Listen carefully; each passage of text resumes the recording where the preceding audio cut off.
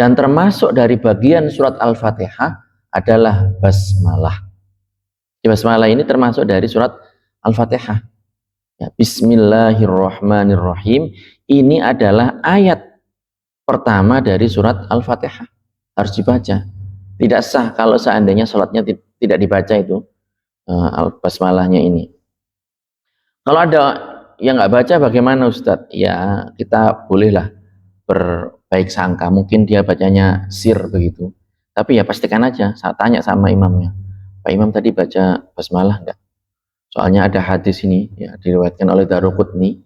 Kalau baca Al-Fatihah itu harus pakai basmalah. Itu tanyakan aja enggak apa-apa. Ya ini ada hadisnya, karena ada hadisnya para jemaah. Dalam hadis disebutkan Rasul bersabda, "Idza qara'tumul Fatihah, ya, faqra'u bismillahirrahmanirrahim fa innaha ihda ayatiha." Ketika kalian membaca Al-Fatihah, maka bacalah basmalah, bacalah bismillahirrahmanirrahim karena ia termasuk salah satu dari ayat surat Al-Fatihah. Seperti itu. Fuadi ham fa as'ifni wa bil ikram attahifni ruhi attahifni fuadi ham fa as'ifni wa bil ikram. Assalamualaikum warahmatullahi wabarakatuh. Alhamdulillahirabbil alamin. Wassalatu wassalamu ala sayyidina Muhammadin thahal amin wa ala alihi wa ashabihi thayyibin at-tahirin. Rabbi shrah li sadri wa yassir li amri wa thabbitna 'alal iman ya akramal akramin. Allahumma la sahla illa ma ja'altahu sahla wa anta ya hayyu ya qayyum taj'alul hazna idza syi'ta sahla. Allahumma rzuqnal ikhlasa fil qawli wal amali wan niyyah. Para jamaah salat asar Masjid Ar-Rahman yang dirahmati oleh Allah Subhanahu wa taala. Alhamdulillah sore hari ini kita akan melanjutkan kajian kita. Kemarin kita sudah membahas tentang thaharah atau bersuci dan akan kita lanjutkan tentang salat ya. Karena kita sekarang di masjid, mari kita hadirkan dalam hati kita niat mencari ridho Allah Subhanahu wa taala dengan beriktikaf dan juga mendengarkan serta mengikuti kajian ilmu agama. Dikarenakan Rasulullah Shallallahu alaihi wasallam bersabda, "Innamal a'malu binniyat." Supaya perbuatan ketaatan kita ini membuahkan pahala yang berlimpah dari Allah Subhanahu wa taala. Membahas mengenai salat, ada satu hadis yang ini sudah sepatutnya menjadi motivasi buat kita sekalian, bahwasanya Rasulullah Shallallahu alaihi wasallam bersabda, afdalul a'mal as-salatu fi awwali waqtiha. Jadi amal ibadah yang paling utama adalah salat di awal waktu. Namun di sini perlu dijelaskan para jamaah ya, jadi yang dimaksudkan dengan amal ibadah yang paling utama di sini adalah amal ibadah setelah seseorang beriman, karena sholat itu tidak akan diterima oleh Allah Subhanahu wa taala kecuali dari orang yang beriman, dari orang yang beragama Islam. Begitu. Oleh karenanya di sini para ulama mengatakan bahwa keutamaan di sini, yang paling utama di sini adalah keutamaan secara nisbi. Maksudnya adalah setelah seseorang beriman. Adapun amal ibadah yang paling utama ya, secara mutlak itu adalah iman kepada Allah Subhanahu wa taala. Supaya terintegrasi antara hadis satu dengan hadis yang lainnya. Karena memang di hadis yang lain disebutkan afdalul a'mal imanun billahi wa rasulih. Loh, ini utama, ini utama. Terus bagaimana untuk menyelaraskan antara dua hadis ini? Para ulama mengatakan, jadi hadis yang kedua yang tidak saya sebutkan itu adalah keutamaan secara mutlak, amal ibadah yang paling utama secara mutlak, yaitu iman kepada Allah dan kepada Rasulnya. Kemudian setelah itu yang paling utama adalah mengerjakan sholat di awal waktunya. Oleh karenanya penting supaya sholat ini dilandaskan kepada keyakinan yang benar, bahwasanya yang berhak disembah itu hanya Allah Subhanahu wa taala, tidak serupa dengan makhluknya, tidak butuh kepada makhluknya, ada tanpa tempat, tanpa dilalui oleh masa, waktu dan arah. Sebelum kita membahas mengenai rukun sholat, ya, jadi dalam ibadah secara umum itu ada dua istilah, ada rukun, ada syarat. Kita akan membahas syarat terlebih dahulu. Syarat ini adalah hal-hal yang wajib kita penuhi sebelum kita melaksanakan suatu ibadah. Berarti jika dikatakan syarat sholat atau syarat sahnya sholat, maksudnya adalah hal-hal yang wajib dipenuhi oleh seseorang sebelum dia mengerjakan sholat supaya nanti sholatnya sah. Dan itu ada beberapa, di antaranya adalah yang pertama Islam. Berarti sholat itu tidak sah, ya, tidak legal dilakukan oleh orang yang belum memeluk agama Islam sebagaimana ibadah-ibadah yang lain. Oleh karenanya ketika ada non-Islam kemudian ikut-ikut kegiatan umat Islam, entah itu sholat, entah itu zakat, entah itu puasa, entah itu baca Al-Quran, entah itu apapun itu, maka itu tidak ada gunanya. Kenapa? Karena syarat sah ibadahnya tidak terpenuhi, yaitu beragama Islam. Yang kedua adalah tamyiz. Tamyiz ini adalah ketika seorang anak mencapai usia tertentu, di mana di usia itu dia sudah memahami pembicaraan dan dia bisa memberikan jawaban secara benar. Itu namanya tamyiz. Makanya ada istilahnya mumayyiz. Anaknya sudah mumayyiz dan biasanya adalah 7 tahun. Bisa juga sebelum itu, tapi kebiasaannya adalah 7 tahun. Oleh karenanya anak yang belum mumayyiz, ya, yang masih belum ngeh, ini ibadahnya tidak sah. Dan sudah kita sebutkan di pertemuan sebelumnya, anak kecil yang masih belum paham begitu, dia tidak diperintahkan untuk mengerjakan sholat. Kenapa? Karena sholatnya tidak sah. Tapi dalam sebagai bentuk edukasi, dia diperintahkan untuk memperhatikan bagaimana orang sholat.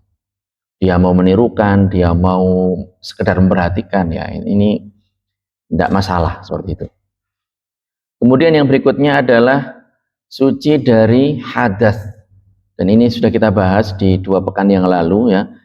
Ini diangkat dengan cara berwudu atau dengan cara mandi. Kalau hadasnya hadas kecil dengan cara wudu, kalau hadas besar dengan cara mandi, ya. Karena memang sholat ini tidak sah dikerjakan dalam keadaan berhadas, ya. Seperti itu. Kemudian yang berikutnya adalah suci dari najis, pakaian, badan, tempat sholat, barang yang ia bawa, ya, entah itu dompet atau mungkin botol atau apa, ini harus suci dari najis. Apabila tidak suci dari najis, ya, maka sholatnya tidak sah, ya. Ada juga beberapa hal yang dimakfu. Nah, ini juga sama hukumnya, tetap sholatnya sah, ya. Jadi kalau seandainya orang di tengah-tengah sholat kemudian keluar darah dari tubuhnya, ya ini satu contoh saja. Dalam kondisi seperti ini dimakfu, orang masih bisa mengerjakan sholat, sholatnya sah. Kemudian yang berikutnya adalah menutup aurat, ya. Dan tentunya beda aurat laki-laki dengan aurat perempuan. Auratnya laki-laki ini adalah seluruh auratnya laki-laki ini adalah bagian antara pusar dan lutut. Jadi auratnya laki-laki dalam sholat itu adalah bagian antara pusar dan lutut. Pusar dan lutut ini bukan termasuk aurat. Namun demikian hukumnya wajib ditutupi. Kenapa? Karena untuk menyempurnakan kewajiban. Karena para ulama mengatakan ma la yatimul wajibu illa bihi fahuwa wajib. Suatu perkara yang mana perkara yang wajib tidak akan tuntas dengan perkara tersebut, tidak akan sempurna dengan perkara tersebut, maka perkara itu hukumnya juga menjadi wajib. Nah, lutut dengan pusar ini bukan aurat, tetapi kalau tidak ditutupi nanti ya pasti ada bagian yang terbuka, maka mengikuti hukum yang aurat sehingga harus ditutupi. Itu untuk laki-laki. Perempuan bagaimana? Perempuan ini lebih tertutup tentunya, seluruh badan kecuali muka dan telapak tangan. Telapak tangan ini termasuk ini ya, yang bukan hanya yang dalam ini, tapi juga yang luar ini telapak tangan. Jadi kalau ada orang sholat, perempuan sholat pakai mukena, ininya nggak tertutup, ini ya memang nggak ada kewajiban untuk menutup begitu. Jadi bukan telapak itu ini saja, bukan. Di sini dalam bahasa Arab telapak itu kata yang digunakan adalah kaf, ya kafain, dua telapak tangan, dan itu mencakup ini zahir, batinul kaf, bagian dalam, ini zahirul kaf, ya, atau zahrul kaf. Nah ini bukan termasuk bagian yang harus ditutup. Jadi itu ya, muka dengan telapak tangan ini tidak wajib ditutup gitu. Kemudian mengetahui masuknya waktu sholat. Jadi namanya saja sholat 5 waktu, berarti harus pada waktunya, bukan sebelumnya, bukan setelahnya ya. Harus pada waktunya, boleh di awal, di akhir, di tengah, yang penting pada waktunya. Kalau belum masuk waktunya, justru malah sholatnya tidak sah, kewajibannya belum gugur, dan orang ini berdosa. Sudah kita bahas ini kemarin. Selanjutnya adalah menghadap kiblat para jamaah. Menghadap kiblat. Kiblat yang dimaksudkan di sini adalah Ka'bah. Ka'bah yang mulia yang ada di kota Mekah sana. Kalau kita bagaimana? Ya kita berarti berupaya, berijtihad supaya kita bisa tepat sasaran ke titik tersebut. Begitulah, ini kalau zaman sekarang ya sungguh sangat modern ya, bisa menggunakan kompas digital segala macam dan seterusnya. Jadi seperti itu, sholat harus menghadap ke arah kiblat. Oleh karenanya orang ketika mengerjakan sholat langsung saja masuk ke masjid, dia nggak pernah masuk dan sholat di masjid tersebut, kemudian ya udah karena letak imamnya di situ dia langsung menghadap ke situ, loh ini nggak sah, ini nggak ada dasarnya gitu. Karena boleh jadi arahnya ini nggak sesuai, dan ini kenyataan pernah beberapa masjid itu seperti itu, melenceng jauh. Oleh karenanya kita harus memastikan. Apakah ada sholat yang menghadap ke arah selain kiblat? Ada. Tapi itu dalam kondisi tertentu, dalam kasus tertentu, dalam case tertentu. Di antaranya adalah dalam keadaan perang, ya sholat dalam keadaan perang, atau sholat di atas kendaraan berupa binatang tunggangan, ya.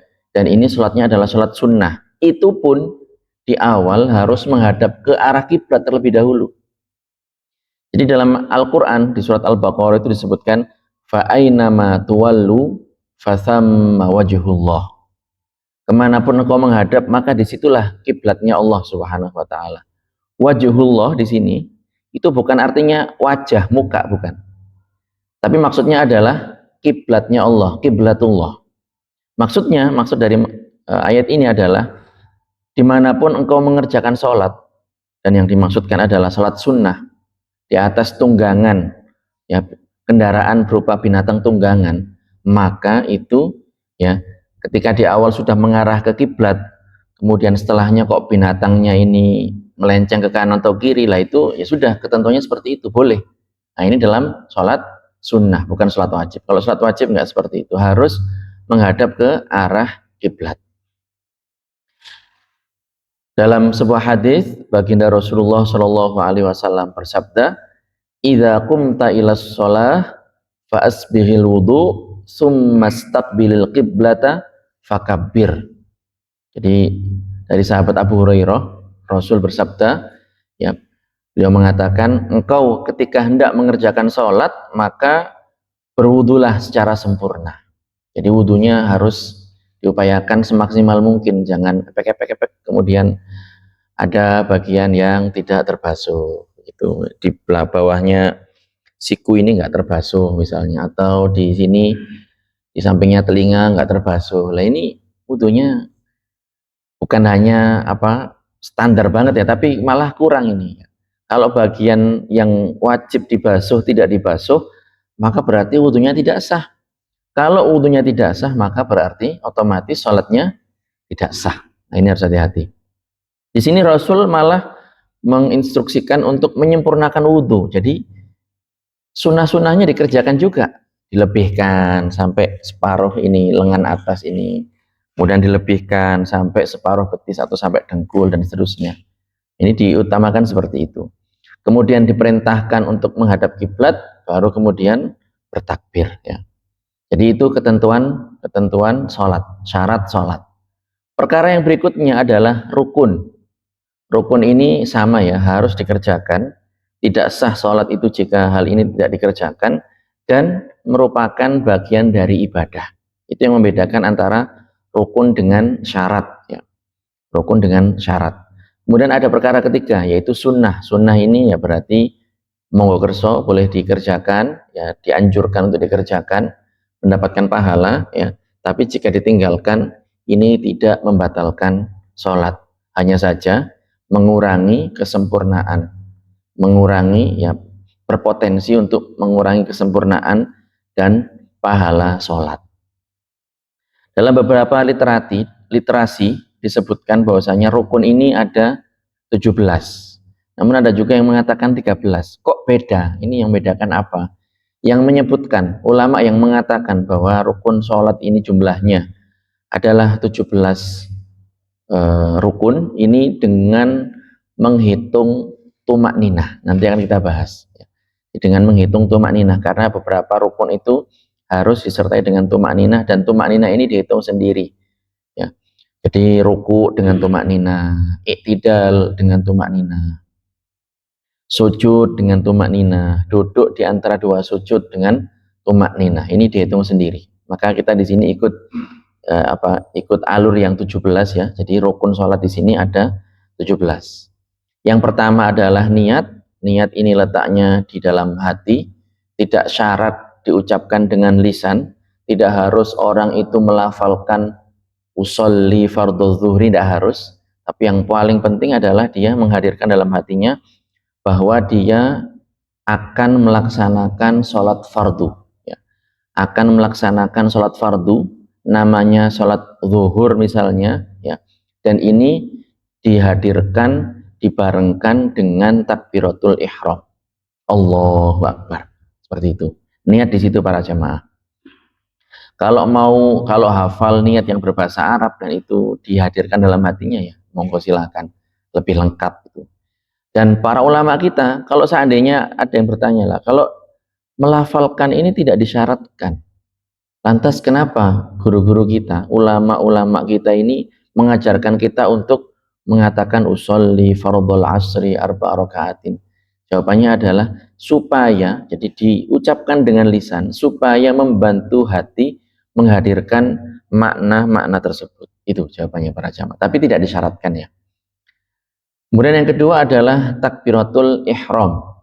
Takbiratul ihram. Takbiratul ihram ini adalah takbir pertama dalam sholat, takbir pembuka sholat, dan ini harus diucapkan secara jelas ya, dengan benar, minimalnya terdengar oleh diri sendiri, karena takbiratul ihram ini termasuk rukun qauli, rukun perkataan. Jadi tidak cukup kalau dengan suara hati begitu ya, harus dilafalkan. Sekiranya dirinya sendiri dengar, tidak harus tetangganya dengar, apalagi sampai mengganggu begitu kan, takbir berulang kali, Allah, nah ini nggak harus seperti itu, lebay kayak gitu nggak harus. Jadi minimalnya adalah dia mendengar sendiri, panjang pendek harus jelas ya, Allahu Akbar, Allahu Akbar, seperti itu ya. Jadi A-nya jelas, H-nya jelas, H dengan hamzahnya ini jelas, jangan disambung, jangan Allahu Akbar, atau jangan dipendekkan yang panjang itu, lafzul jalalah ini lamnya panjang, jangan pendek. Kemudian baknya ini yang pendek ini jangan dipanjangkan, jangan dibaca Allahu Akbar. Nah, sebagian orang ada yang baca seperti itu. Ini sangat punya pengaruh signifikan terkait makna ya. Tidak boleh, orang mengatakan seperti tidak boleh karena maknanya rusak ini begitu.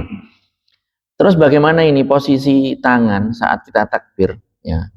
Dalam hadis yang diriwayatkan oleh Imam Al-Bukhari itu disebutkan bahwasanya salah seorang sahabat yang bernama Abu Hamid As-Sa'idi, beliau mengatakan, ra'aitu Rasulullah sallallahu alaihi wasallam idza kabbara ja'ala yadayhi hadwa mankibaih. Jadi beliau mengatakan, saya menyaksikan Rasulullah Shallallahu Alaihi Wasallam pada saat takbir melaksanakan sholat itu beliau mengangkat kedua tangannya itu hadwa mankibaih. Bahasa Arabnya seperti itu. Apa hadwa mankibaih ini? Jadi menjadikan sejajar ujung-ujung jari ini dengan telinga bagian atas. Jadi ini ujung-ujung jari ini dijadikan sejajar dengan telinga bagian atas. Kemudian ini ibu jari beliau itu dijadikan sejajar dengan telinga bagian bawah. Nah, kemudian telapak tangannya ini berada di atas pundak. Ya, kurang lebih seperti ini. Allahu Akbar. Jadi kalau mau sunnah seperti itu para jamaah. Tapi ini tidak harus ya. Tapi kalau mau sunnah seperti itu, mengangkat kedua tangan dengan posisi yang saya contohkan tadi. Jadi jari-jari sejajar dengan telinga bagian atas, ibu jari sejajar dengan telinga bagian bawah, kemudian telapak tangan ini diangkat di atas pundak. Nah, itu sunnahnya seperti itu. Kemudian setelahnya bagaimana? Setelahnya kan bersendekap kan, melipat kedua tangan di posisi perut. Ini bagaimana ini? Jadi setelah takbir seperti itu, Allahu Akbar, lalu meletakkan tangan kanan di atas tangan kiri. Kemudian keduanya itu berada di bawah dada dan berada di atas pusar. Nah, sunnahnya seperti itu ya. Jadi itu ketentuannya. Sebagaimana disebutkan oleh para ulama, diantaranya Al-Imam An-Nawawi dalam karya fenomenalnya, beliau itu punya kitab namanya Al-Majmu'. Ya. Beliau punya kitab namanya Al-Majmu'. Beliau mengatakan madhabuna, jadi dalam madhab Imam Asy-Syafi'i, annal mustahabba ja'luhu ma tahta sadrihi fawqa surratihi. Sunnahnya itu kedua tangan diletakkan di bawah dada dan di atas pusar. Itu sunnahnya seperti itu. Dan para sahabat menyaksikan Rasulullah sholatnya seperti itu. Jadi sholat ini itu ya sesuai dengan contoh Rasulullah Shallallahu Alaihi Wasallam. Karena beliau bersabda, "Shollu kama ra'aitumuni usolli." Kerjakanlah sholat sebagaimana kalian menyaksikan saya mengerjakan sholat. Nah kalau kita kan nggak bertemu dengan baginda Rasulullah, ya tentunya kita menelusuri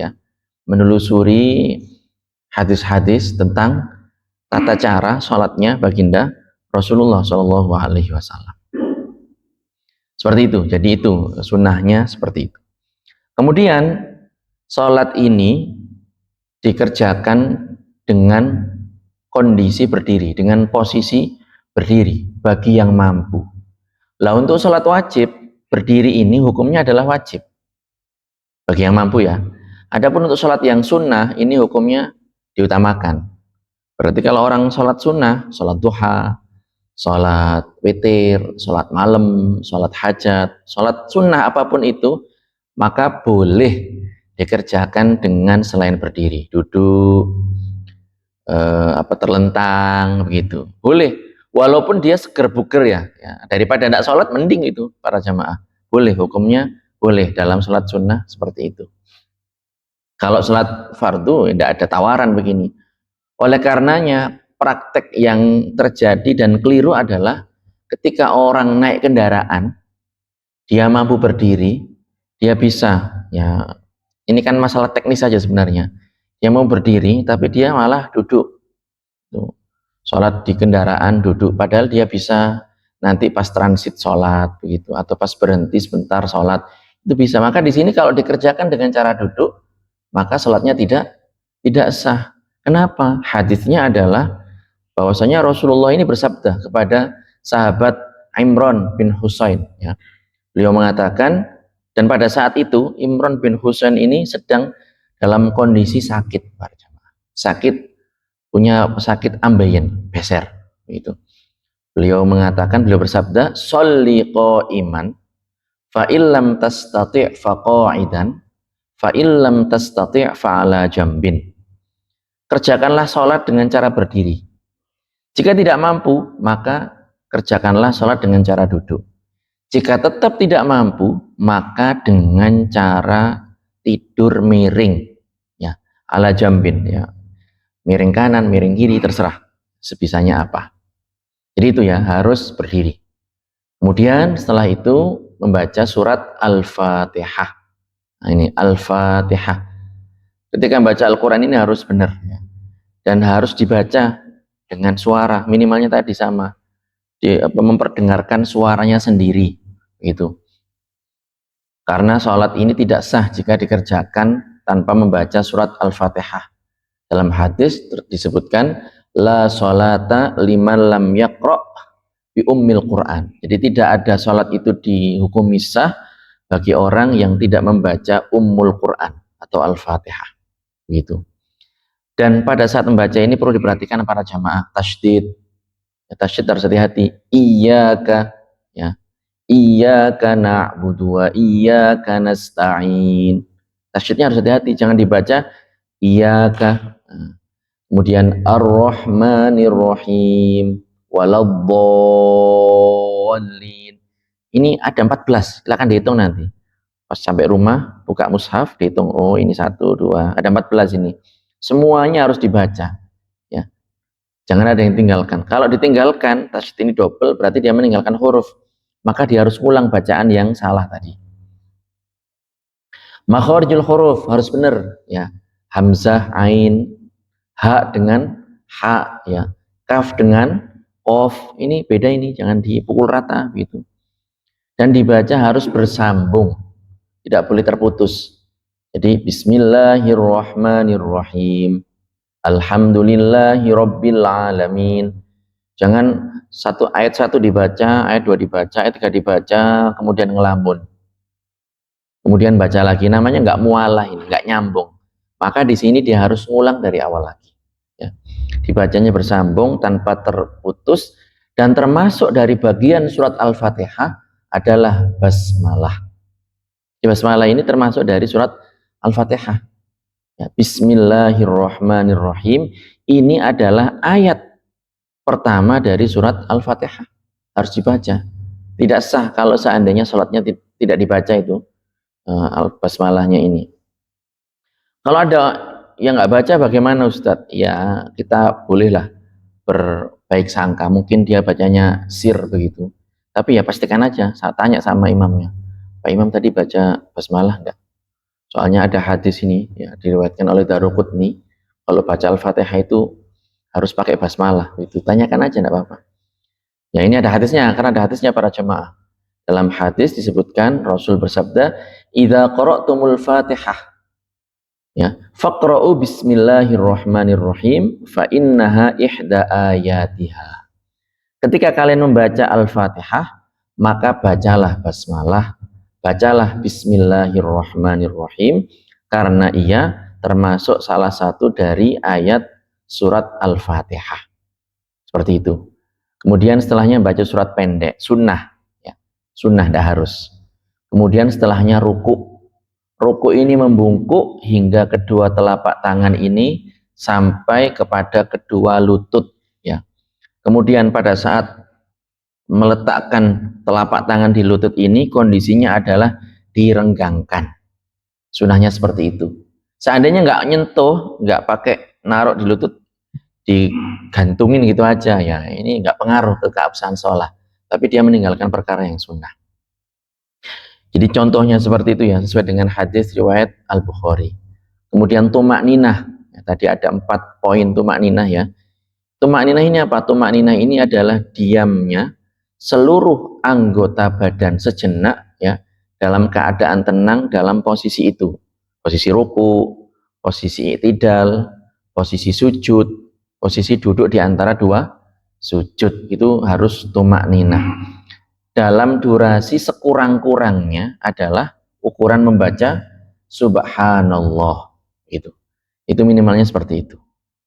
Dan pada saat rukuk ini disunahkan untuk baca zikir wirid subhana rabbiyal azimi. Kalau mau tambahin wa bihamdi boleh, silakan. Tapi nggak baca dim saja juga tidak mempengaruhi keabsahan sholat.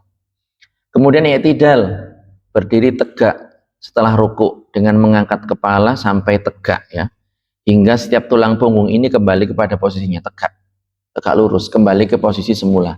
Ini juga harus disertai dengan tumak ninah. Kemudian menuju sujud, sujud 2 kali, dan sujud ini para jamaah harus dilakukan dengan 7 anggota badan yang menempel di bumi ini. Itu 7 anggota badan. Apa saja yang harus ditempelkan ini, yang harus diletakkan ini? Yang pertama adalah dahi, dan dahi ini dalam keadaan terbuka. Kemudian kedua telapak tangan, 3 ini. Kemudian kedua lutut, berapa? 5 ya.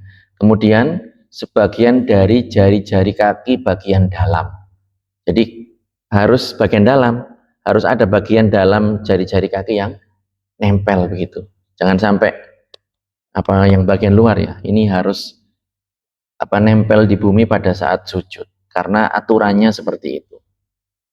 Dalam hadis disebutkan bahwasanya Rasul Shallallahu Alaihi Wasallam bersabda, "Umirtu an asjuda ala sab'ati a'zum." Saya diperintahkan untuk sujud dengan 7 anggota badan. Alal jabhah, ini kening, kemudian wal yadain, kedua tangan, telapak tangan maksudnya, warukbataini, kemudian juga kedua lutut, wa atrafil qadamain, dan juga bagian dalam jari-jari kedua kaki. Ya, ini harus ada yang nempel. Minimalnya jempol ya para jamaah. Kan sebagian orang itu kan tidak bisa gitu. Semuanya itu. Ada yang mungkin jari paling ujung itu nggak bisa, ya sudah sebisanya apa. Yang penting harus ada. Kemudian pada saat sujud ini, mana yang harus didahulukan? Apakah lututnya dulu, kepalanya dulu, atau bagaimana? Yang diawali adalah kedua lutut.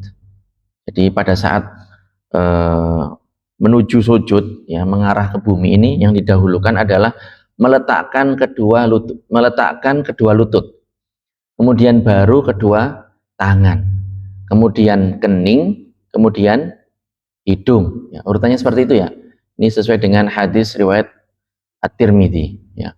Jadi cara sujud seperti itu, kedua lutut dulu, kedua tangan, kening, kemudian hidung. Ya. Itu.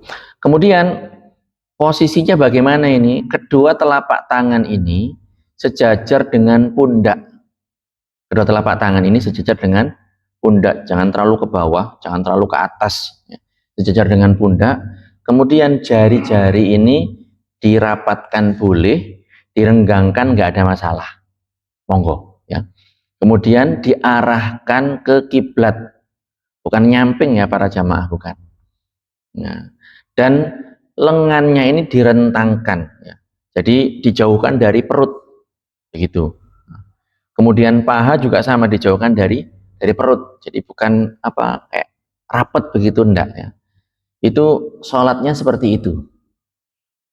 Ini panduannya Rasulullah seperti itu. Jadi sahabat menyaksikan kanjeng Nabi sholat seperti itu para jamaah. Sahabat Abdullah bin Malik, beliau mengatakan, kana Nabiyyu sallallahu alaihi wasallam idza shalla farraja baina yadayhi hatta yabdu bayadu ibtih. Jadi kanjeng Nabi itu pada saat beliau sholat itu beliau merenggangkan antara kedua tangannya hingga tampak bagian putih ketiak Rasulullah Shallallahu Alaihi Wasallam. Jadi kalau kelihatan ketiak itu kan berarti kan direnggangkan. Begitu. Itu laki-laki. Perempuan bagaimana? Perempuan ini lebih merapatkan anggota badan ya. Jadi lengan, perut, paha ini lebih dirapatkan karena ini lebih menutupi bagian badan perempuan. Dan harus dengan tumak ninah. Kemudian setelahnya duduk di antara dua sujud. Duduk ini macam-macam para jamaah. Ada duduk namanya duduk iftirosh. Duduk namanya duduk iftirosh. Duduk iftirosh ini adalah dengan bertumpu pada mata kaki dari kaki kiri, ya. Pak Nur bisa memberikan contoh ya. Dengan bertumpu pada mata kaki dari kaki kiri dan menegakkan kaki kanan. Ini yang seperti kita praktekkan begitu. Jadi satu diluruskan ya kaki kanan, kemudian satu dijadikan alas. Makanya namanya iftirosh. Diberalaskan kaki kiri ya, dan kaki kanannya itu ditegakkan. Kenapa? Karena ini lebih mudah untuk berpindah ke gerakan selanjutnya. Gitu. Ini yang disunahkan seperti ini. Boleh juga duduk yang lain. Duduk namanya ik'a. Ini bertumpu kepada kedua kaki. Bisa mencontohkan? Nur? Kedua kaki. Jadi kayak gitu. Itu namanya, itu juga boleh kayak gitu para jamaah. Duduk ik'a seperti itu. Jadi bertumpu kepada kedua kaki. Seperti itu ya. Kemudian yang kita bahas ini adalah duduk di antara dua sujud. Nah, ada juga duduk yang lain para jamaah. Namanya duduk istirahat. Duduk istirahat ini apa? Bukan layah-layah begitu, bukan. Jadi di sini duduk yang dilakukan setelah mengerjakan sujud yang kedua, kemudian menuju berdiri di rakaat setelahnya. Nah, ini sebelum berdiri itu disunnahkan untuk duduk sejenak. Namanya duduk istirahat. Ya. Ini juga sama, ya, dilakukan dengan cara kayak tadi itu, ik'a atau iftirash. Dan duduk ini hukumnya adalah sunnah. Jadi panjenengan kalau habis rakaat pertama mau berdiri di rakaat yang kedua, itu jangan langsung dari sujud bangkit langsung berdiri, tapi disunnahkan untuk duduk terlebih dahulu. Ini hukumnya sunnah. Kemudian duduk ini harus tumakninah juga. Nah, ini posisi berdiri bagaimana? Ketika mau bangkit dari sujud, ya, mau berdiri, ya. Ini bagaimana posisinya ini? Apakah bertumpu kepada kedua tangan atau bertumpu kepada lutut? Boleh. Boleh kepada kedua tangan, boleh kepada lutut, ya. Ini bisa seperti ini, bisa seperti ini. Seperti itulah. Ini setiap rakaat berarti seperti itu. Kita langsung ke duduk yang terakhir, duduk untuk tasyahud akhir, ya. Jadi duduk terakhir ini adalah duduk untuk membaca tasyahud akhir dan juga membaca sholawat Nabi. Posisinya ini meletakkan kedua telapak tangannya di atas ujung kedua lututnya. Jadi duduknya bagaimana ini? Jadi kedua tangan ini diletakkan di lutut, ya. Kemudian untuk tangan kanan ini digenggam, ya, kecuali yang jari telunjuk ini tidak digenggam, diturunkan begitu. Kemudian yang satunya jadi seperti itu ya, kedua tangan ini diletakkan di atas lutut, kemudian jari-jari yang telapak tangan kanan digenggam kecuali jari telunjuk, dan nanti ini akan diangkat, digerakkan ketika sampai kepada lafal illallah, tasyahud awal, ya, asyhadu alla ilaha illallah. Maka di sini memberi isyarat dengan digerakkan, diangkat, maksudnya digerakkan itu diangkat, bukan digerak-gerakkan, bukan. Nah, ini hukumnya makruh para jamaah. Dalam mazhab kita hukumnya makruh. Untuk tangan kanan seperti itu. Tangan kiri bagaimana? Tangan kiri renggang. Jadi tidak digenggam tapi renggang. Ya. Jadi untuk tangan kanan digenggam kecuali jari telunjuk, ya. Kemudian tangan kiri ini direnggangkan, tidak perlu digenggam. Seperti itu. Kemudian pada saat ini sebelum ngangkat ini itu tidak lurus, ya, tidak lurus. Maksudnya sunnahnya tidak seperti itu. Kalau kayak gitu ya tidak pengaruh ke absahan sholat. Ini sunnah, ini telunjuk ini sunnah hukumnya. Jadi agak bengkong. Nah, jadi telunjuknya nggak lurus kayak gini enggak, tapi bengkong para jamaah. Jadi dibengkokkan sedikit begitu. Jangan bengkong-bengkong, bengkoknya sedikit aja begitu. Dan duduknya namanya di tasyahud akhir ini, duduk terakhir ini namanya adalah duduk tawarruk. Duduk tawarruk yaitu dengan menempelkan pantat kiri ke tempat duduk, kemudian menegakkan kaki kanan. Nah, ini sudah tahu ya, ini memang kebiasaan kita diajarin oleh guru-guru kita seperti itu. Jadi tasyahud akhir ini posisi duduknya seperti itu. Kecuali kalau mau sujud. Karena tadi ada yang kelupaan, mau sujud sahwi misalnya, maka duduknya adalah duduk iftirash. Tapi nanti setelah sujud sahwi, maka dia duduknya tawarruk, kemudian salam, gitu. Kemudian membaca tasyahud akhir. Jadi ada tasyahud awal, ada tasyahud akhir. Yang awal ini sunnah. Setelah bangkit dari sujud rakaat kedua ini sunnah, mau dibaca ya silahkan, enggak, sholat tetap sah, hukumnya sunnah. Dan ini ada minimal maksimal, ada batas paling sedikit. Yang kita hafal tuh yang biasanya banyak ya. Jadi kalau mau yang versi light-nya, versi yang ringkas begitu, itu dan kita jadi imam, apalagi imam tarawih ya, jamaah nuntut kita cepat misalnya, jangan bacanya dicepetin, bacaannya jadi kurangin gitu. Jadi para ulama menyebutkan at-tahiyatu lillah, salamun alaika ayyuhan nabiyyu wa rahmatullahi wa barakatuh, salamun alaina, hati-hati nanya panjang, wa ala ibadillahis sholihin, asyhadu an la ilaha illallah wa anna muhammadar rasulullah. Cepat selesai. Itu. Kalau mau panjang, at-tahiyatul mubarakatus sholawatut thayyibatu lillah. Assalamu alayka ayyuhan nabiyyu wa rahmatullahi wa barakatuh. Assalamu alayna wa ala ibadillahis sholihin. Asyhadu an la ilaha illallah wa asyhadu anna muhammadar rasulullah. Itu versi yang lengkap, yang sempurna seperti itu. Kemudian membaca sholawat. Membaca sholawat. Membaca sholawat ini ada minimalnya. Minimalnya adalah Allahumma sholli ala Muhammad atau sallallahu ala Muhammad. Begitu. Itu ringkas kayak gitu para jamaah. Kalau mau komplit, sholawat Ibrahimiyah. Allahumma sholli ala sayyidina Muhammad wa ala ali sayyidina Muhammad kama shallaita ala sayyidina Ibrahim wa ala ali sayyidina Ibrahim wa barik ala sayyidina Muhammad wa ala ali sayyidina Muhammad kama barakta ala sayyidina Ibrahim, sampai akhir. Itu kalau mau lengkap seperti itu. Kemudian terakhir adalah salam. Salam ini juga sama, ada batas minimalnya. Paling minimal itu adalah assalamualaikum ya, assalamualaikum. Harus dibaca itu, alnya harus dibaca assalamualaikum. Kalau berkurang, ini harus diulang. Jadi tidak sah kalau seandainya dibaca assalamualaikum, assalamualaikum. Ini nggak ada alnya ini. Nah, itu minimalnya seperti itu. Dan disunahkan pada saat salam ini menoleh ke kanan, menoleh ke kiri. Dan harus benar ya. Sinnya dibaca sin, jangan dibaca shin, kayak gitu, assalamualaikum. Ini nggak sesuai ini. Kemudian tertib sesuai dengan urutan yang telah disebutkan. Jika seseorang ini melanggar tata tertib tadi, ya, misalnya sujud sebelum ruku sengaja, maka di sini sholatnya batal para jamaah. Nah, sekarang kita akan membahas beberapa kasus ya. Bagaimana orang yang tidak bisa sujud? Dia ya kan tetap kewajiban sholat ya.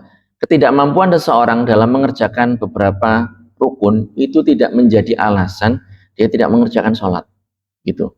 Jadi dia mampu berdiri, mampu ruku, tapi tidak bisa sujud. Bagaimana ini? Ya sholat sebagaimana mestinya, menghadap kiblat dalam kondisi berdiri, takbiratul ihram dengan niat, baca al-fatihah begitu, baca surat pendek, setelahnya ruku ya, dengan kedua telapak tangannya, kemudian i'tidal, kemudian setelahnya dia bisa duduk di kursi. Jadi dia berdiri, biasanya orang-orang yang sudah S3 ini, sangat sepuh sekali. Jadi di masjid itu kan biasanya disediakan kursi kan, lah itu kayak gitu. Mereka bisa berdiri tapi nggak bisa sujud. Bagaimana? Ya berarti pada saat rukuk seperti biasa, kemudian pada saat sujud dia duduk di atas kursi, kemudian melakukan sujud. Sujud pertama, ya, kalau memang bisa, dahi ini disejajarkan dengan tempat sujud, seperti itu. Kalau memang tidak bisa, ya sudah disejajarkan dengan lutut. Begitu, ya, semampunya, ya, menyesuaikan dengan kondisi, ya. Jadi dia bisa membungkukkan badan, mensejajarkan dahi dengan tempat sujud. Kalau memang tidak bisa, maka mensejajarkan dengan lutut, begitu. Itu. Kemudian dia duduk kembali. Ini kan duduk di antara dua sujud kan, di atas kursi. Kemudian dia sujud lagi, begitu. Nah ini ketentuan yang berlaku bagi orang yang tidak bisa sujud. Caranya seperti itu. Yang lainnya sama ya para jamaah.